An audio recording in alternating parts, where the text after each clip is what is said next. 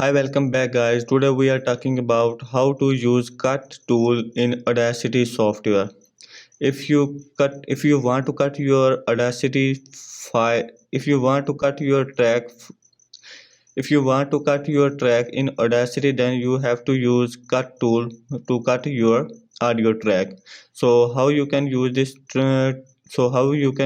tool? Please keep watching the complete video. I will show you how you can use cut tool in Audacity. So first of all, open your Audacity, import your track. I will go to file section, import, and then audio file.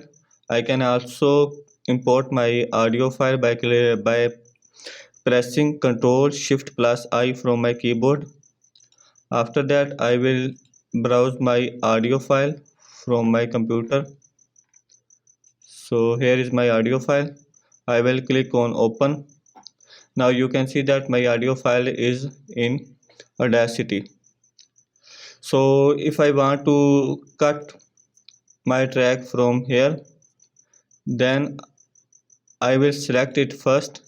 After that, I will click on this cut tool. You can also see that there is a keyboard shortcut which is Ctrl plus C. So I will, which is Ctrl plus X. So I will click on this sizzle. So I will click on this sizzle icon. So here you can see that our track is cut from here. So if you want to cut your track from here, I will show you a second method through which you can cut your track from here. So you will go to edit menu and then cut, select the cut option. Here you can see that Ctrl plus X is a shortcut key. So I will click on cut, and our selected track is automatically cut from our long project file. In this way, you can easily cut from your track a small portion. So you can use both method to cut your audio track. So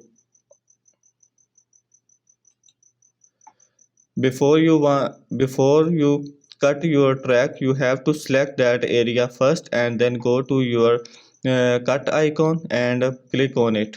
It will automatically cut your selected part.